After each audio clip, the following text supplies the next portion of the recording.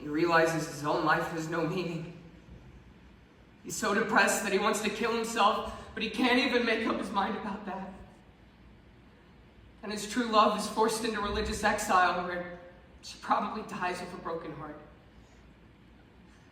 Then he descends into madness, and he dies, and everyone dies, and the stage is covered in bodies and blood and death, and the rest is silence.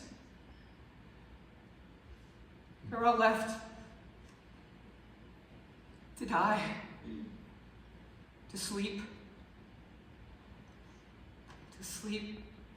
perchance to dream.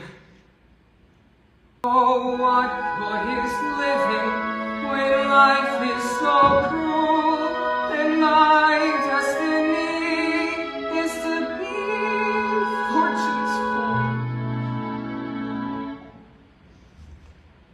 If my pen be my one, and my only